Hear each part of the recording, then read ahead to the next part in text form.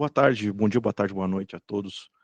Meu nome é o pastor Moacir, sou pastor em Rio Branco, no Acre, na congregação evangélica luterana Renascer em Cristo, e a mim me foi incumbido de falar sobre a Santa Ceia. A Santa Ceia é talvez um dos assuntos mais complicados de se falar assim de maneira mais breve, portanto não serei breve. Eu vou tocar um pouco em vários assuntos que são concernentes, é claro, à doutrina da Santa Ceia. A doutrina da Santa Ceia, ela pressupõe vários pontos de fé e doutrina antes de você chegar e falar propriamente dela, né? Então, por isso eu vou fazer uma recapitulação, talvez isso acabe por encostar em alguns dos assuntos já trabalhados antes aqui, mas se sim, é uma lembrança, se não, é uma maneira de revisar um pouco e rever esses pontos pela primeira vez também. Então, eu vou citar alguns textos, eu vou mais para o final apresentar os livros que eu acabo usando aqui que eu acabei usando para a pesquisa aqui, né? Mas você não precisa ter todos eles, essas coisas assim. Eu só quis trazer uma coisa um pouco mais de profundidade e qualidade aqui. Então, vamos começar com uma breve introdução, uma definição de termos, para ser mais específico. O que precisa se tomar cuidado é que o luteranismo, diferente de umas outras correntes dogmáticas ou até de pensamento de outras denominações e até círculos seculares, etc., o luteranismo não parte de uma definição genérica secular de sacramento. O que isso quer dizer? O luteranismo não cai na falácia da etimologia. A falácia da etimologia funciona mais ou menos o seguinte: ela é uma falácia exegética, geralmente, mas ela, na verdade, é uma falácia retórica, que ela diz o seguinte, que a definição do termo de um determinado termo, ela é dada pela sua origem, né? Então, por exemplo, o termo para pecado em grego é amartia. Amartia é literalmente errar o alvo, né? Mas pecado é muito mais do que errar o alvo. Então, essa é a falácia, né? Seria a falácia, você cai na falácia da etimologia, né? Doxa em grego é opinião, mas na Bíblia é glória. Então, você não pode simplesmente ir para a falácia da etimologia. A mesma coisa acontece com sacramento, né? Sacramentum é uma palavra que vem do latim e, secularmente falando, ela significa um juramento, né? Um juramento feito por um soldado romano. Só que na escritura, a palavra sacramento não é usada dessa maneira. A palavra sacramento na escritura, ela é usada como tradução do termo mysterion, em grego. Mysterion tem uma definição um pouco complicada, mas, em geral, é aquilo que está em Colossenses 2, 2 a 13, eu leio aqui na Nova Almeida Atualizada. Faço isto para que o coração deles seja consolado e para que eles, vinculados em amor, tenham toda a riqueza da plena convicção do entendimento para conhecimento do mistério de Deus, que é Cristo, em quem estão ocultos todos os tesouros da sabedoria e do conhecimento. Se você for lá na Vulgata, aqui vai estar escrito Sacramentum Christi, né? Sacramentum Dei, qui est Christi. Tem também Efésios 4:7, onde está escrito: ao lerem o que escrevi, poderão entender a minha compreensão do mistério de Cristo, que está Sacramentum Christi, o qual, em outras gerações, não foi dado a conhecer aos filhos dos homens, como agora foi revelado aos seus santos apóstolos e profetas pelo Espírito. O mistério é que os gentios são co-herdeiros, membros do mesmo corpo e coparticipantes da promessa em Cristo Jesus por meio do Evangelho, do qual eu fui constituído ministro conforme o dom da graça que de Deus a mim concedida segundo a força operante do seu poder. Esse é um outro exemplo de Paulo, Efésios 3, 4 a 7, onde o termo mistério é traduzido na Vulgata como sacramento, e ele fala justamente da totalidade do que se chama de evangelho, da totalidade daquilo que é o mistério da revelação, né? Mistério é propriamente, numa linguagem bíblica, algo que precisa ser revelado para nós, que a gente, por força, não conseguiria saber, mas Deus tem que revelar aquilo. Então, isso é mistério. Mistério é a revelação de Deus, né? A revelação da sua obra salvífica, a revelação do seu plano da salvação, etc, etc. E isso inclui, primeiramente, é Cristo.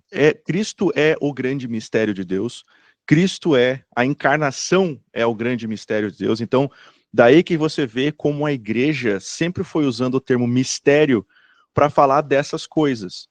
Mistério não é uma coisa como a gente entende hoje em dia, de uma coisa misteriosa, como coisa que ninguém sabe. Não, todo mundo sabe o que é o mistério. A gente só não saberia se não tivesse sido revelado para nós. Essa é a dinâmica de mistério, de acordo com uma definição um pouco mais bíblica. Né? Outros textos onde é que isso aparece, eu cito aqui, né? Efésios 1:9, Efésios 5:32, Efésios 6:19, 1 Timóteo 3:9, 1 Timóteo 3:16, 1 Coríntios 15:51, entre outros lugares. Então, o luteranismo ele parte então dessa concepção de mistério, especialmente para falar da Santa Ceia e da encarnação e do batismo, etc., como algo, um caráter distintivo, é uma ação extraordinária, uma revelação de Deus, é algo que é um milagre, é uma coisa que entendendo o termo corretamente, como os ortodoxos luteranos entendiam, e até o próprio Lutero entendia, é algo inusitado, né? É uma coisa que você não consegue compreender sem a revelação primeiro. Então, isso nos leva a uma discussão sobre meios da graça, né? Meios da graça estão relacionados a justamente esses mistérios, né? Que esses nossos sacramentos. A ceia é parte disso.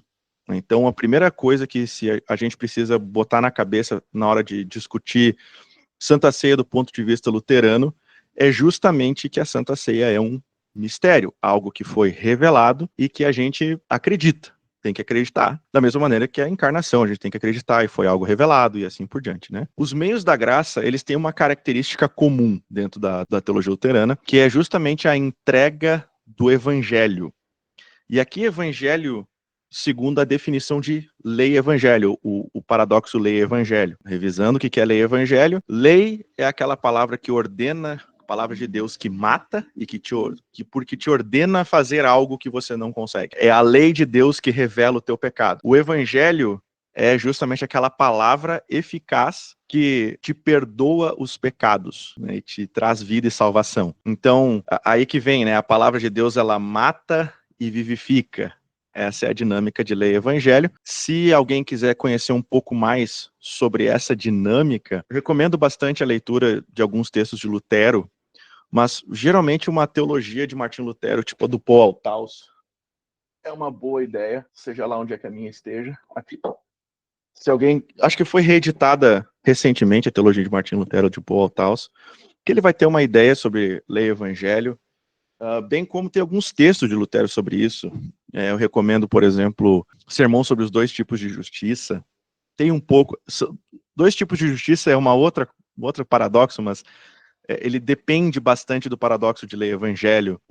Tem um texto de Lutero sobre a introdução dos evangelhos, está no volume 8 das obras selecionadas, que é o que esperar dos evangelhos e o que encontrar neles, alguma coisa assim, em que ele vai trazer um pouco mais dessas definições, mas uma teologia de Martinho Lutero como a de Paul Althaus vai ajudar bastante na hora de entender como Lutero entendia essa questão dinâmica de lei e evangelho.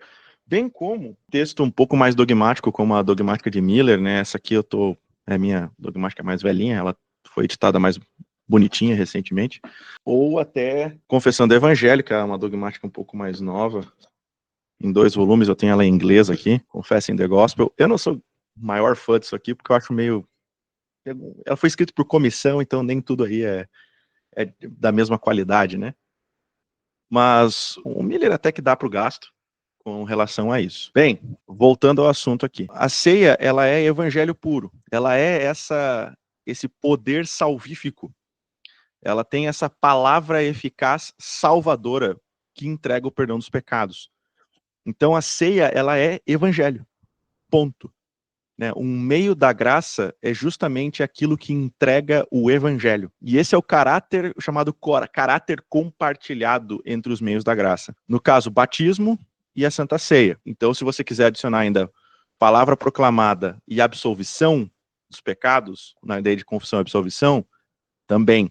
Tudo isso daí é evangelho. Então, e tudo isso compreende o evangelho. Então, a gente parte dessa definição.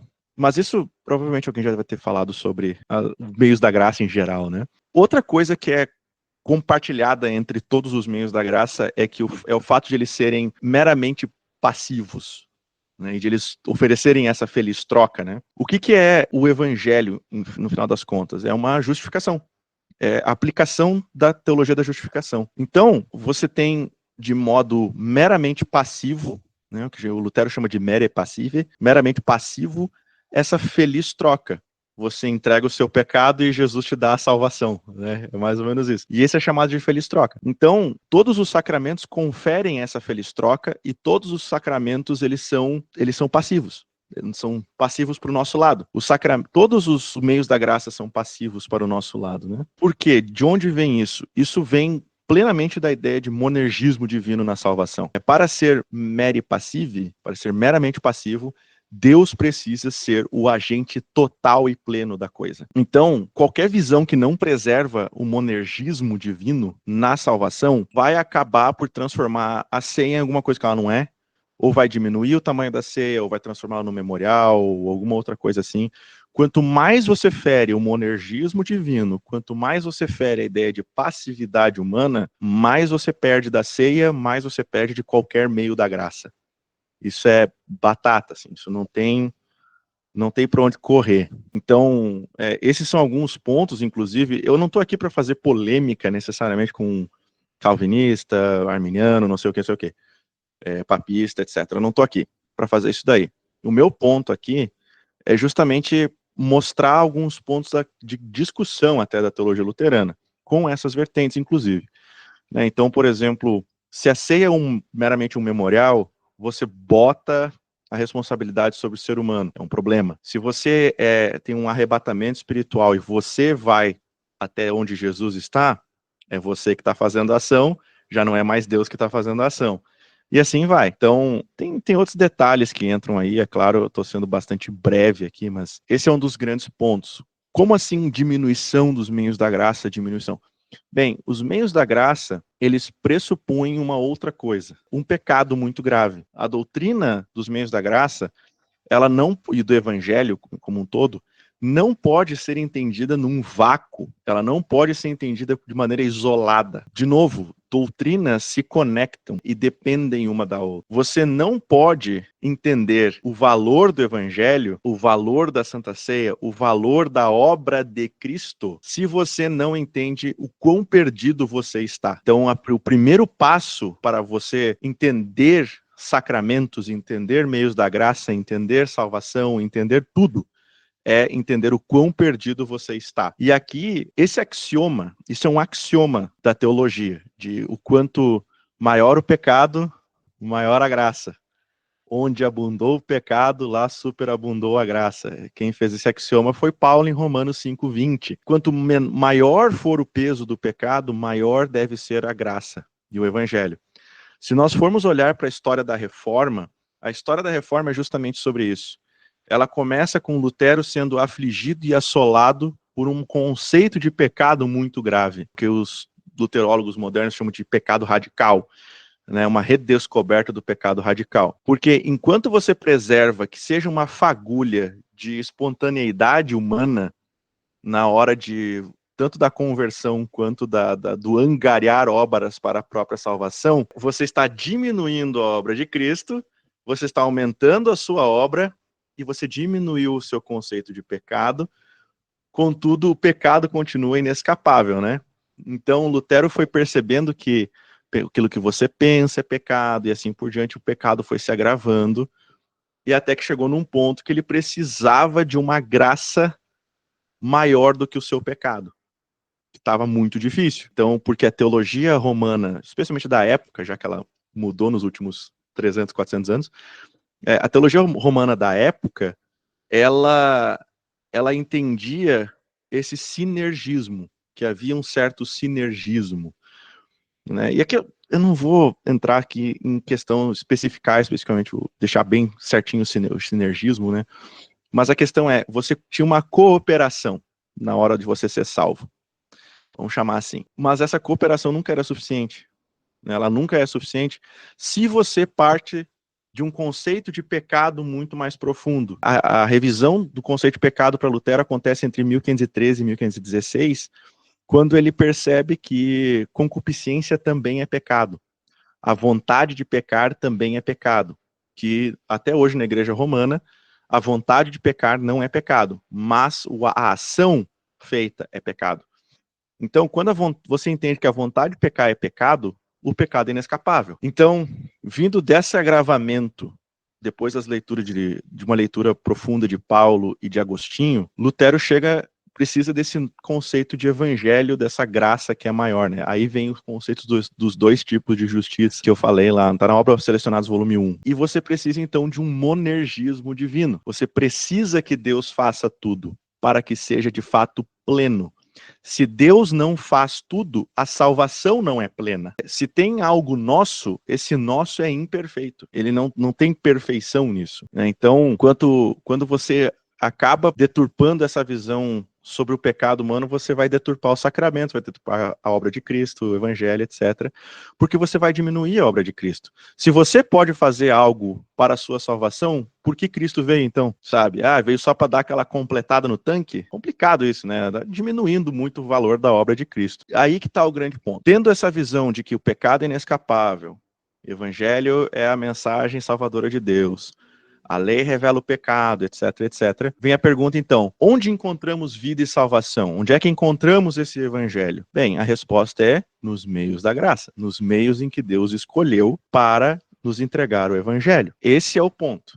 Esse é o grande X da questão aqui. Aqui vem um capítulo agora sobre a eficácia dos meios da graça. A eficácia dos meios da graça, ela depende exclusivamente da cristologia que nós adotamos. Assim como a definição do evangelho também depende da cristologia, etc, etc, e leva, por exemplo, David Scaer a falar que toda teologia é cristologia. Tá certo, é uma questão importante, porque cristologia volta e meia um assunto que o pessoal acha que trata só da encarnação de Cristo. Mas cristologia compreende desde a encarnação, na verdade compreende desde o plano da salvação, desde o Gênesis 3,15, até a segunda vinda de Cristo, né? Ela envolve o plano da salvação também. Porque tudo acontece através de Cristo. Todos os tópicos da teologia só são possíveis quando você analisa pelas lentes cristológicas. Então, por exemplo, pega o assunto do pecado que eu estava falando antes. Quanto menor o pecado, menor é o entendimento da obra de Cristo. A obra de Cristo se torna pequena. Quanto maior o pecado, maior a obra de Cristo. Você precisa de uma cristologia mais forte, uma cristologia diferente. E assim vai. A mesma coisa com sacramentos, né? Os sacramentos, eles dependem de quem Cristo é, da eficácia da sua palavra, da eficácia da sua ação, da eficácia da sua obra. Tudo depende da cristologia. Se Cristo não pode fazer algo, nós temos um problema. Por exemplo, Cristo não pode pecar. Non possit peccare, porque ele é Deus. Então isso gera uma consequência cristológica, uma consequência na doutrina. E assim vai, né? Essa é a dinâmica. Então, a lente cristológica, para entender a teologia, ela é muito importante aqui. Por isso que se fala que a teologia luterana é cristológica, essas coisas assim, é cristocêntrica, né? Etc. Esse é um dos motivos, né? Mas aqui a gente entra nos sacramentos, né? Porque isso daí vai primeiro lidar com a eficácia dos sacramentos. Porque a pergunta vem o seguinte, nós retornamos ao mistério, né? O mistério é a obra de Cristo, o mistério envolve cristologia, né? Cristologia muito propriamente, conforme Paulo explica em Colossenses, o mistério é a revelação de Cristo, tanto para nós, tanto para os judeus quanto para os gentios. Esse é o centro da coisa. Então, o que ele passa, o que ele fala, o que ele entrega para nós, como parte desse mistério da salvação, é de suma importância. E como você encara essas coisas é que vai dizer sobre a eficácia dos meios da graça, da palavra, até a nossa própria visão da escritura, e assim por diante, né, da nossa igreja, e assim vai. Os sacramentos, eles dependem da eficácia da palavra proclamada. Então, por exemplo, nós defendemos da eficácia desse evangelho, que a gente diz, né, como palavra oral, como palavra proclamada. Isso é palavra oral, conforme Lutero define lá naquele texto que eu cito, o que procurar nos evangelhos e o que esperar deles, né? Tá bem no último parágrafo, né, que o evangelho é uma palavra oral. O evangelho, essa proclamação, é o que Paulo chama, por exemplo, de o poder de Deus para a salvação de todo aquele que crê, né, lá em Romanos 1,16. Paulo também vai falar sobre a fé vir pelo ouvir, sobre como essa proclamação ela causa coisas. Da mesma maneira, vem forte com uma teologia do Antigo Testamento de que a palavra de Deus, ela cria a realidade que ela fala. Essa ideia de uma palavra criadora. Então, a palavra de Deus não volta vazia, né? A palavra de Deus não é vazia. Para isso daí, recentemente tem um autor chamado Jack Dean Gilchrist. Infelizmente esse livro não existe em português, mas o pessoal que fala inglês, Justification by the Word, é um excelente livro para introduzir essas questões sobre palavra de Deus e justificação, eficácia e assim por diante. Esse aqui é um livraço, tá? Então vale muito a pena. Mas se você não tem acesso a isso, de novo eu volto à Teologia de Martinho Lutero do Paul Althaus e a própria Dogmática de Miller aqui, sem problema, tá? Só que o Gilchrist, ele escreve muito bem sobre isso.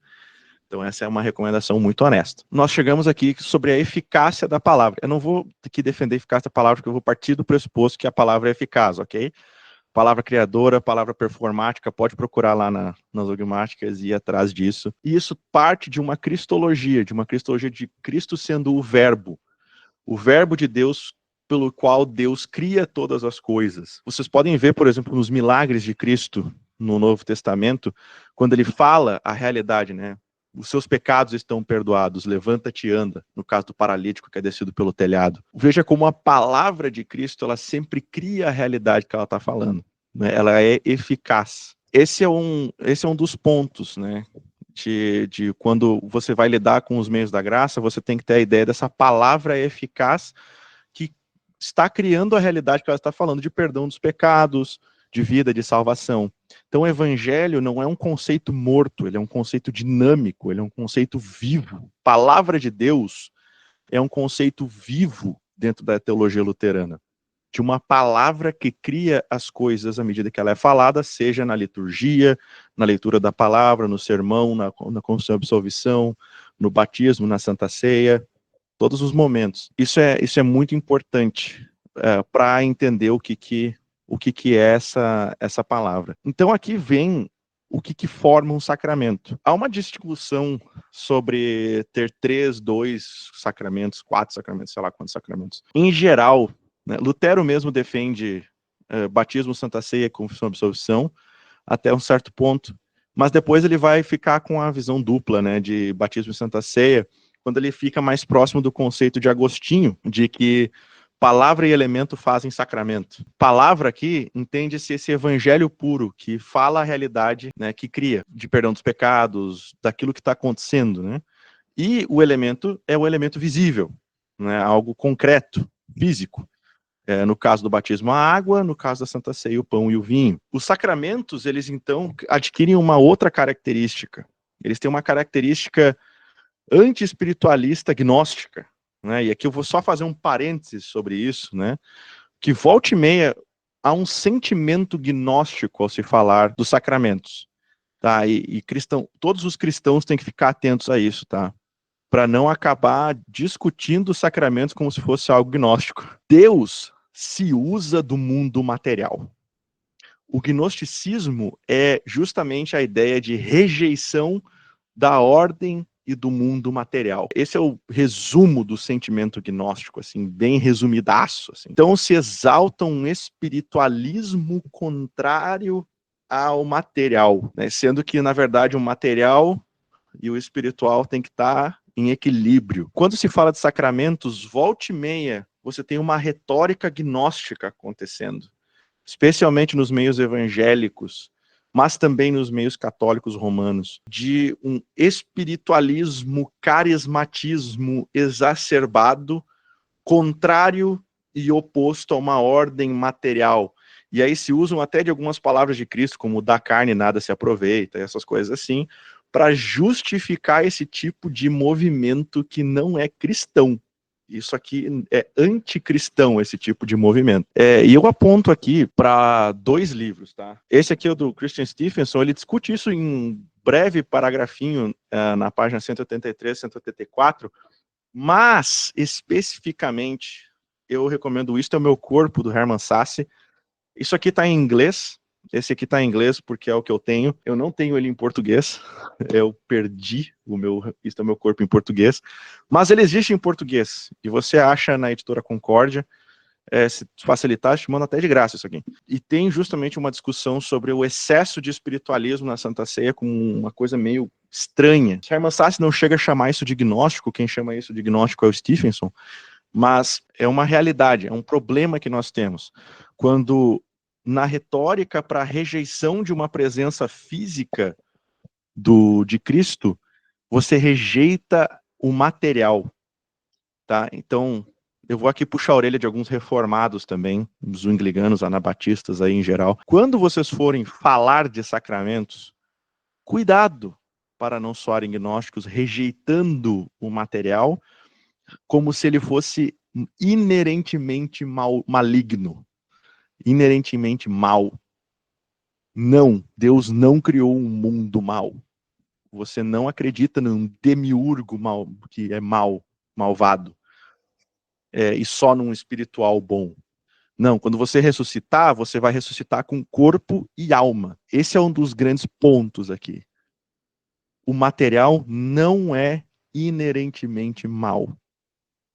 Não, tire esse tipo de linguagem da sua retórica. Tire esse tipo de linguagem da sua argumentação. Isso é um aviso a todos os cristãos, tá? Não estou aqui fazendo polêmica, não estou dizendo que a doutrina reformada é agnóstica, essas coisas assim. Calma. O que eu estou falando é que se isso faz parte, se esse tipo de argumento faz parte da sua retórica, corta fora. Por isso isso não é cristão, ok? Então a gente chega agora, finalmente, numa discussão um pouco sobre a Santa Ceia. Eu sei que eu passei rápido sobre vários pontos aqui, mas esses são todos os pressupostos sobre a Santa Ceia. Eu espero que até aqui tenham conseguido me acompanhar. Se não conseguiram me acompanhar, por favor, pode ir atrás de mim nas redes sociais aí, perguntar, pastor, tu falou isso e aquilo no vídeo lá, me explica mais sobre isso. Posso explicar. Eu vou apontar de novo para alguns dos livros que eu usei aqui, mas sem problema nenhum. Vamos entrar para a Santa Ceia. Propriamente dito sobre Santa Ceia. Santa Ceia é um meio da graça, né? Então ela tem um caráter compartilhado de entregar o evangelho, correto? Ela tem uma instituição da parte de Cristo. Isso também é importante para um sacramento. Ela tem uma promessa, também muito importante, e ela está diretamente ligada com a cristologia e com consequências disso. Vamos começar pela instituição da Santa Ceia. Pastor, onde eu encontro a instituição da Santa Ceia? Você vai encontrar em Mateus 26, 26 a 30, Lucas 22, 14 a 20, Marcos 14, 22 a 26 e 1 Coríntios 23 a 25, um pouquinho para cima, um pouquinho para baixo também. É aqui que você vai encontrar a instituição da ceia. Paulo usa, inclusive, parênteses aqui, a Santa Ceia como o conceito máximo de tradição. Eu vos entrego aquilo que eu recebi. Para Paulo, a Santa Ceia é algo que ele recebeu, parte desse evangelho, dessa tradição, desse mistério que ele recebeu. Quando você lê 1 Coríntios, você entende exatamente o que ele está falando nisso, que ele trata a Santa Ceia como parte do mistério da igreja, né? Isso é muito, muito interessante, muito importante. Similar a Efésios. Em Efésios ele diz assim, grande é o mistério de Cristo e sua igreja. E ele vai continuar depois falando sobre a unidade do corpo de Cristo na igreja. A gente já vai chegar nisso daí. Mas primeiro vamos focar na instituição da ceia. Então a instituição, ela é repetida todo domingo no culto da igreja luterana. Eu sei de cor isso aí, muitos pastores sabem de cor e acho que boa parte dos membros sabe de cor. Mas o texto usado na instituição da ceia, na liturgia, ela é um compilado, ela é uma que a gente chamaria de harmonia. Ela é uma harmonização entre todas essas instituições da ceia. Então ela é uma harmonia entre Mateus, Marcos, Lucas e Paulo. né? E dali se tira toda a nossa instituição da ceia. Posso usar só um desses textos? Pode, mas assim, a gente usa todos com maneira de ser completo, né? Inclusive, o resto da liturgia da ceia, né, como anunciar a morte do Senhor até que ele venha, é parte da instituição de Paulo, e assim vai, né? Então, começa lá. Nosso Senhor Jesus Cristo, na noite que foi traído, tomou o pão e, tendo dado graças, o partiu e deu aos seus discípulos, dizendo: Tomai e comei, isto é o meu corpo, que é dado por vós. Fazei isto em memória de mim. Semelhantemente também, depois da ceia, tomou o cálice, tendo dado graças, o entregou aos seus discípulos, dizendo: Bebei todos deste, este cálice é o novo testamento no meu sangue, que é derramado por vós para perdão dos vossos pecados. Fazei isso todas as vezes que o beberdes em memória minha. Mateus ainda adiciona que é um sangue da nova aliança, né, que nós temos essa compreensão primeira, né, que tem uma instituição. Nessa instituição, vocês vão encontrar alguns termos muito importantes. E eu vou chamar primeiro a atenção para os imperativos da instituição da ceia. Tomai, comei, tomai, bebei, fazei em memória de mim. São cinco imperativos que, se você reduzir, tirar os dois tomai e deixar só um, viram 4. Então, tomai, comei, bebei, fazei em memória de mim.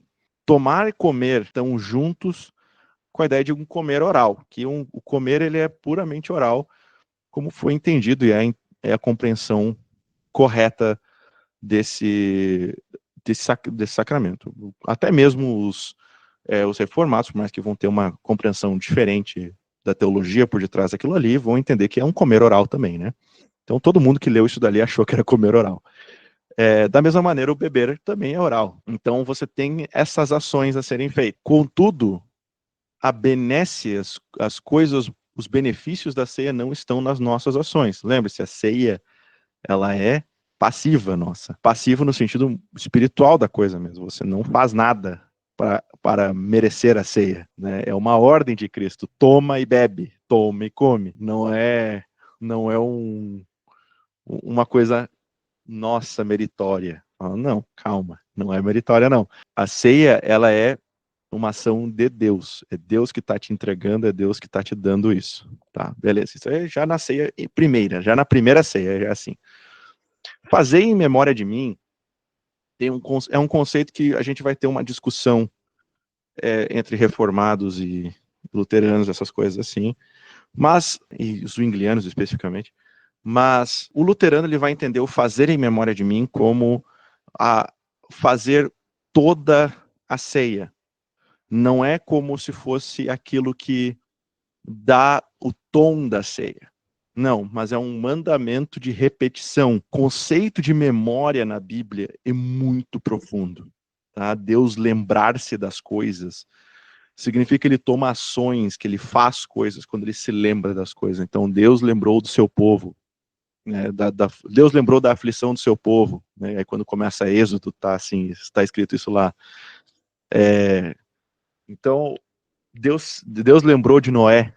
Tem uma outra também lá.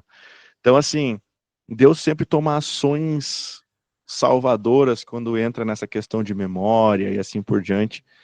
Então, memória também tem a ver com invocar a presença de Deus.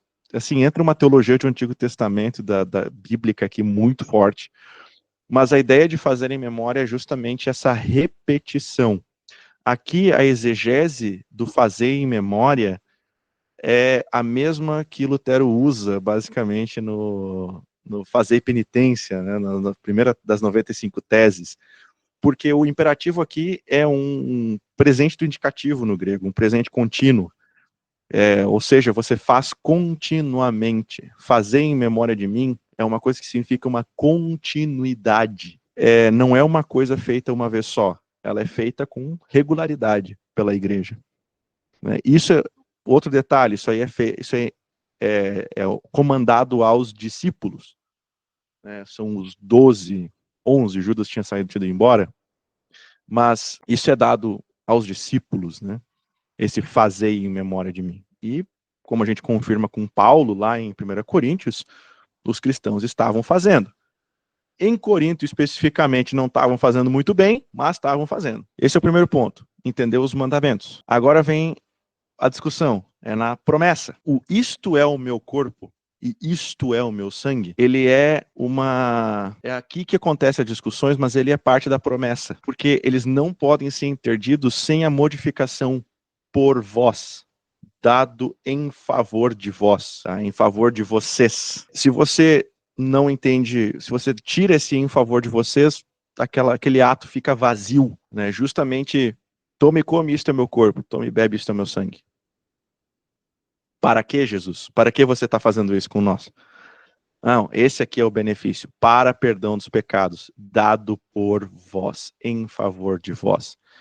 E aqui vem a promessa, né? Sem esse corpo, você não perde um pouco da ideia do em favor de vós. Sem o sangue, você deixa esse em favor de vós bem mais fraco. Então, a Santa Ceia, ela depende do completo, do total. Nós confessamos que isto é o meu corpo, significa isto é o meu corpo. Né? Então, Cristo está falando do seu corpo. Há uma discussão sobre sinédoque, por exemplo, com Zwinglio, por exemplo. Mas se você quer saber mais, isto é o meu corpo, do Hermann Sasse, vai explicar 100% toda essa treta do Colóquio de Marburgo. E mais especificamente, se você quer realmente entrar nas tretas dogmáticas, dogmática de Piper, Christian Dogmatics, volume 3, sobre os meios da graça, especificamente sobre a Santa Ceia, Piper dedica, eu acho que assim, umas 30 páginas só para rebater o argumento do Zwinglio. Então, assim, mais do que o próprio Lutero já fez. Se quer entrar nessa treta de cabeça, recomendo esses textos aí.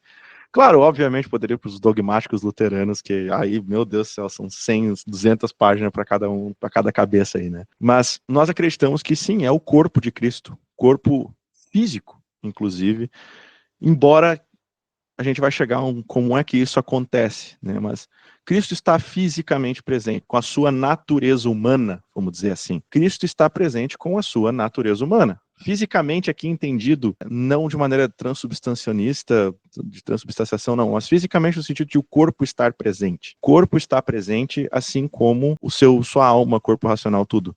Você não pode separar Cristo. Vamos voltar àquilo que eu estava falando antes, né, sobre cristologia. A nossa doutrina da ceia, ela depende da nossa cristologia. A nossa cristologia defende a união pessoal e a comunicação dos atributos. Se você não sabe o que é, eu fiz um podcast há um tempo atrás de cristologia na Apologética Luterana, mas se você não quer ir um pouco mais longe do que isso, recomendo a leitura do capítulo de cristologia mesmo, do Miller aqui, ou da Fórmula de Concórdia. O livro de Concórdia, artigo 8, da pessoa de Cristo, vai falar sobre a comunicação dos atributos. Mas, em geral, significa o seguinte, que o corpo de Cristo é comunicado ao corpo de Cristo, especialmente o corpo de Cristo ressuscitado, todos os atributos da natureza divina, sem que esse corpo seja alterado. Porque o Cristo não pode estar pela metade, Cristo não pode exceder o corpo, etc, etc, porque senão você vira nestoriano, senão você cai em uma pá de erros cristológicos, né? Então, o corpo de Cristo precisa ter esses poderes, né? E aí existem os tais modos de presença. E aqui é que começa a discussão. Quando a polêmica reformada vem discutir com o luteranismo sobre Santa Ceia, geralmente há um problema de cristologia.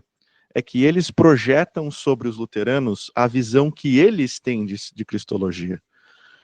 Qual que é, em resumo, a visão reformada de cristologia? A revisão reformada de cristologia é que o corpo de Cristo está restrito e está num lugar, ele está localmente restrito, vamos dizer assim. E que se ele tivesse os poderes da onipresença e outras coisas assim, você estaria deturpando essa natureza humana e você já não teria um corpo humano verdadeiro. Só que, ao mesmo tempo, a resposta para isso é justamente o que Cristo faz na Bíblia e nos Evangelhos. Porque se você defende esse corpo restrito, você tem que achar explicações muito mais estranhas para coisas que Cristo faz, como aparecer no meio dos discípulos, né? Calvino diz que tem uma abertura lá, que Jesus entrou para aparecer no meio dos discípulos. Isso ele fala nas Institutas, livro 4, 17 a 4, 17, eu não sei quanto lá, é por aí, citando de cabeça aqui. É bem como no comentário a João dele também, João 20, se que alguém quiser ir atrás. E então, assim, o grande ponto é que a gente entende a natureza humana de Cristo como recebendo poderes divinos sem perder a sua característica de natureza humana, especialmente num corpo ressuscitado, especialmente ele plenamente em glória. Para isso, eu recomendo que vocês leiam, para não me estender aqui sobre isso, o catálogo de testemunhos e o próprio texto do artigo 8 da Fórmula de Concórdia sobre a pessoa de Cristo. Mas o ponto é o seguinte, como Cristo, como a pessoa de Cristo completa, tem todos os atributos da divindade, né, incluindo sua natureza humana, tem esses atributos da divindade, ele pode estar presente. Ele pode estar na Santa Ceia. Entende? Então, isso é muito importante, porque se Cristo está presente na Santa Ceia, então o corpo de Cristo é eficaz. Ele é eficaz para fazer aquilo que Cristo promete que ele faz. Né? Então, isto é o meu corpo dado por vós e derramado para o perdão dos pecados. Né? Então, esse é o primeiro ponto. Da mesma maneira, o sangue de Cristo é capaz de fazer o que ele está fazendo. Então, você vê que não tem como a gente descolar cristologia disso aqui, porque a gente está falando literalmente do corpo de Cristo e do sangue de Cristo, que é um assunto cristológico da natureza humana dele. Né? Então, assim, a não ser que você entenda de uma maneira espiritualizada a coisa, que a gente não entende. A gente entende aquilo como também físico, material, né, vamos chamar assim. Esse é um dos pontos aqui. Então você vai ter agora essa interdependência daquilo que a união pessoal de Cristo vai levar a uma compreensão da união sacramental. E aqui a gente começa a discutir como os luteranos entendem essa união sacramental. De novo, não é uma união local e restrita, como acontece na doutrina, na ideia reformada sobre nós. Então, a união sacramental, ela também não é explicada. Voltamos ao conceito de mistério. Como Cristo está presente de corpo e sangue ali, nós não sabemos. Se vocês lerem os textos dos dogmáticos luteranos, desde o Chemnitz, lá atrás, a Forma de Concórdia, Lutero, todos eles, tem uma preservação do mistério sobre como Cristo está ali. E nós rejeitamos qualquer tentativa de explicação acerca deste como, de como Cristo está presente ali. Então você vai ter, por exemplo, a rejeição da transubstanciação, que é uma explicação do como, já lá no cativeiro babilônico da igreja, que Lutero escreveu. Mas você vai ter qualquer explicação sobre espiritualizada, todas as maneiras de te explicar que vão para além de afirmar que Cristo está presente ali, são rejeitadas. Se usa frequentemente as três preposições em, com e sob. Em, com e sob. Não sei. Entende? Esse é um dos grandes pontos. Preserva-se como artigo de fé. O mistério, ele também é um artigo de fé. Você tem que acreditar nele. Ele foi revelado e você acredita nele. Né? Então, a Santa Ceia é assim. Você tem que preservar a humildade de como isso acontece e falar, eu acredito. É simples assim. Essa é a união sacramental de maneira bem simples, assim, simplesmente explicada. Direto. Ela não é explicada. Ela é simplesmente afirmada. Essa é a diferença. É uma confissão de fé. Claro que a gente vai entrar em detalhes sobre N coisas na Santa Ceia, sobre o uso e não sei mais o que. Mas quando a gente vai falar sobre a união da pessoa de Cristo com a Santa Ceia, nesse sentido, a mesma coisa com o batismo. Tá? O batismo está junto nisso daqui. Você não explica como, você só afirma aquilo que a Escritura afirma. Você afirma aquilo que a igreja sempre afirmou. Então, você confessa essa fé. É uma fé, é um mistério. Você sabe que Deus não mente. Então, aquela fala criadora de Deus, aquela fala eficaz de Deus, aquela palavra verdadeira e eficaz de Deus, proclamada pelo ministro na instituição da ceia, ela é verdadeira. E ela faz a realidade que ela está falando. E Cristo está ali presente, com o seu corpo e seu sangue. O corpo nascido de Maria, morto e ressuscitado, e o seu sangue, derramado na cruz mesmo, mas tá lá o sangue dele. Afirmamos isso. E ele, porque ele afirma isso. Isto é o meu corpo, isto é o meu sangue, dado e derramado em favor de vós, para perdão dos vossos pecados. Esse é um dos pontos mais importantes. Isso vai nos levar, então, a uma terceira união, que é a união mística. E aqui a gente já está falando um pouco dos benefícios da Santa Ceia para nós.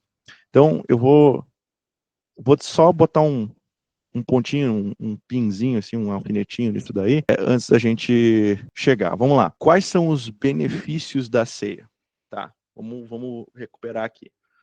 Se Cristo está verdadeiramente presente ali, como a gente confessa, o primeiro e mais evidente benefício é o perdão dos pecados, comida dos viajantes, dos peregrinos aqui na terra, né? Então esse é um detalhe importante, né? Tibus viatorium. Nós somos, a Santa Ceia é o nosso alimento aqui na terra. Nós não podemos viver aqui neste mundo sem esse alimento espiritual para nós, para nossa alma. Então, ele nos fortalece a alma, ele nos fortalece na fé, ele nos fortalece através do perdão dos pecados, mas também esse é um aspecto dele. A vida eterna é consequência do perdão dos pecados, mas ela é dada para nós naquela imagem do céu na terra, né? Também tem a ideia de onde está Cristo, ali está a igreja, por isso nós confessamos, por exemplo, a comunhão dos santos na Santa Ceia. Né? Então, quando você vê a liturgia da Santa Ceia, ela é feita para falar disso, da comunhão dos santos também. Né? Portanto, com os anjos e arcanjos e com toda a companhia celeste, louvamos e magnificamos o teu glorioso nome, exaltando-te sempre, dizendo: Santo, Santo, Santo, Senhor Deus dos exércitos. Esse é o significado da transição do veredignum para o sanctus na liturgia luterana. É você se colocar dentro com toda a igreja, pois, conforme os pais da igreja falavam, Inácio de Antioquia, se não me engano, fala isso, onde está Cristo, lá está a igreja. Esse é um dos outros pontos da presença real de Cristo. Ela é uma consequência, basicamente. E por fim, você tem a união pessoal, com a união mística, que a gente chama. O místico aqui vem de mistério também, que é a união que você tem com Cristo. E que é muito falada pelos pais da igreja para falar do mistério da igreja. Sobre como nós somos os ramos da videira. Sabe? Como nós estamos nesse corpo, que é o corpo de Cristo. Então, a expressão, ali você tem a expressão máxima da igreja também para você. Né? Você é parte do corpo de Cristo, você recebe o corpo de Cristo, e Paulo fala isso em 1 Coríntios, ele diz que isso é um dos mistérios, né? Então, esse é o grande ponto aqui. Né? Há um benefício de você ter uma união com Cristo.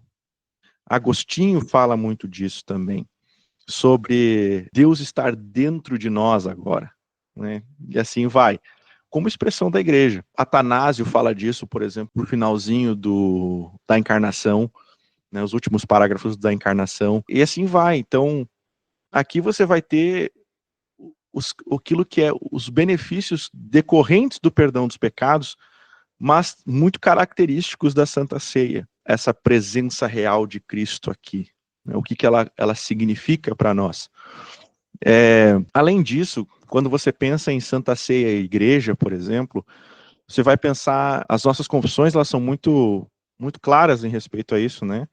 Se você lê a Confissão de Augsburgo 7 e 8, e depois a Apologia 7 e 8, você vê que a proclamação do Evangelho, a administração correta dos sacramentos e igreja são todos juntos.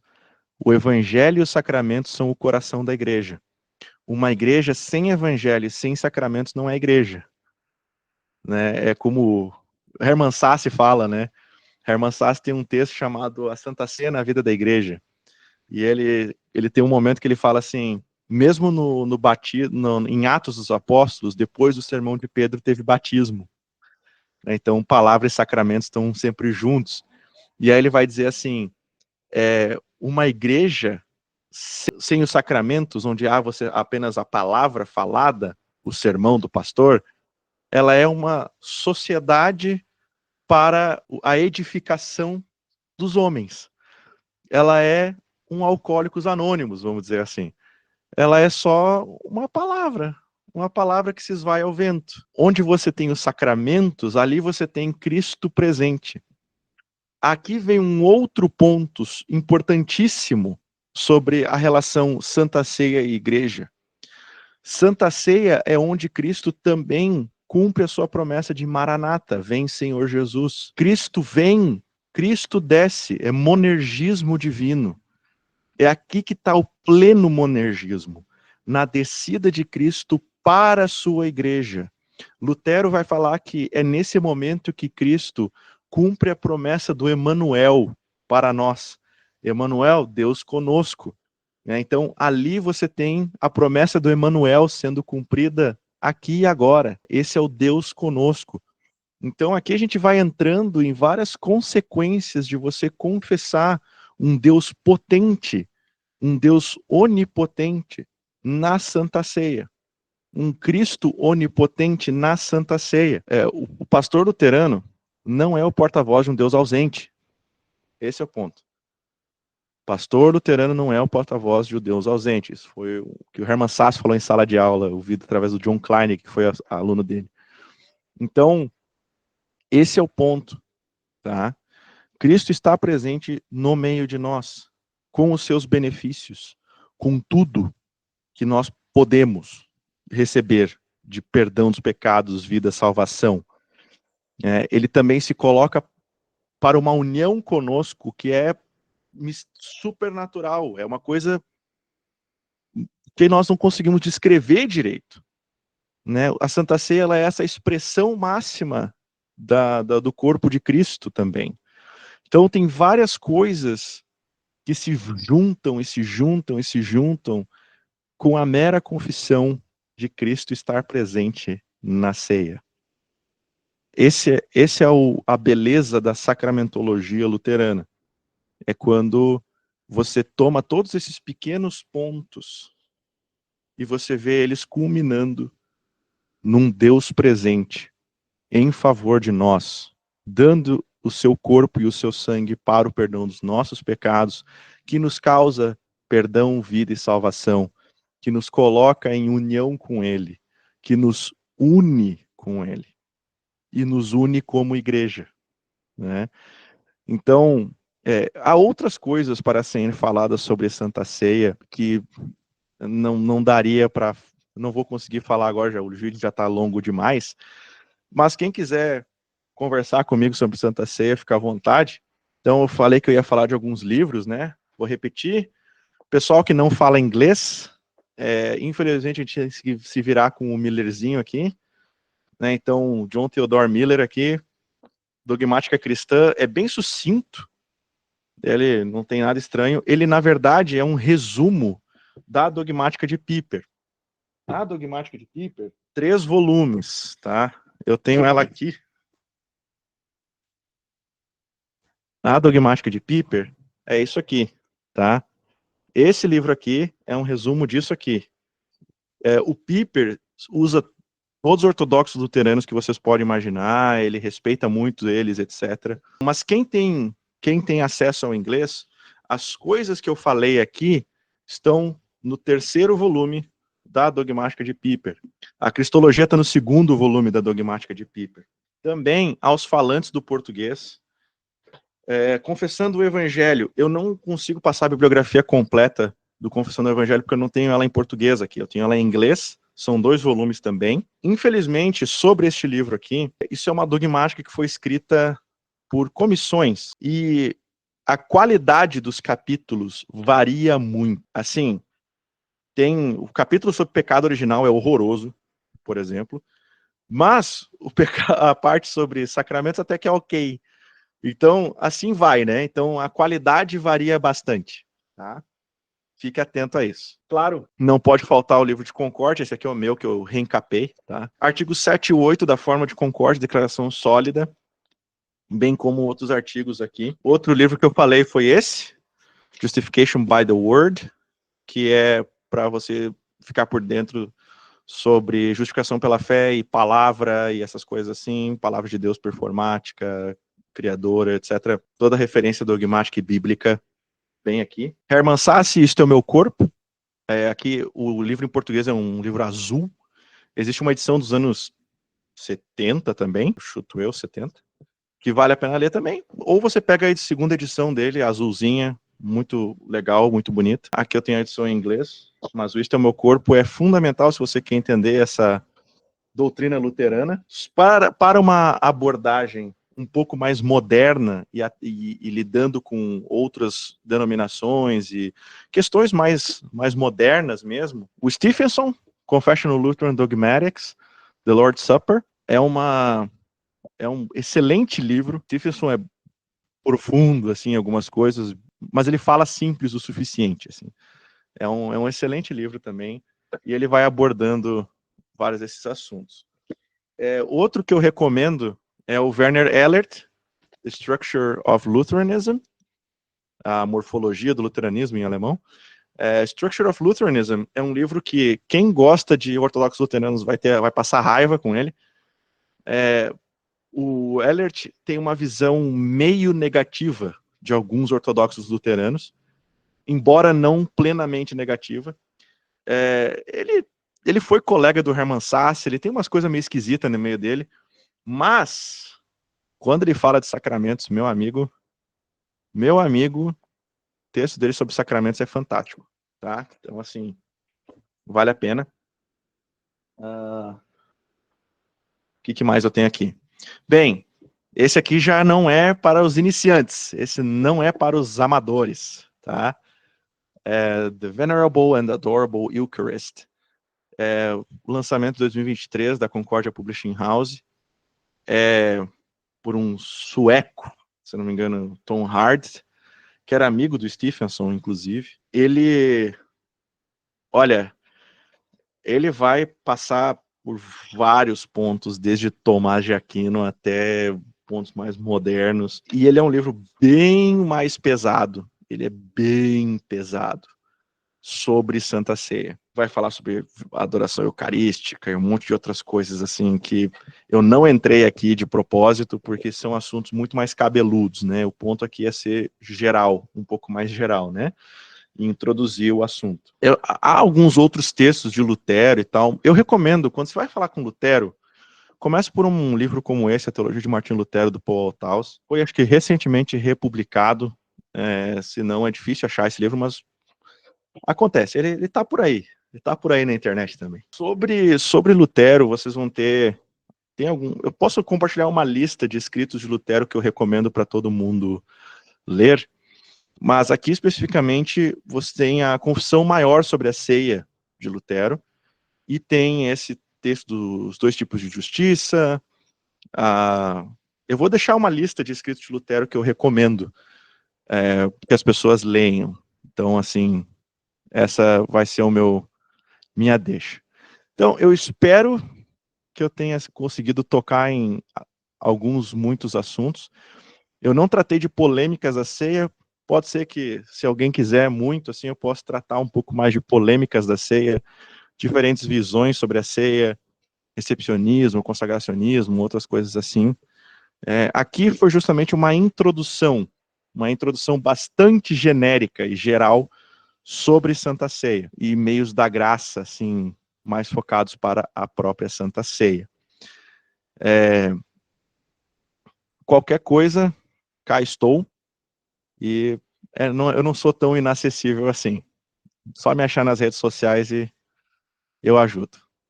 Espero que esteja tudo bem, que a graça do Senhor esteja com todos vocês. Amém.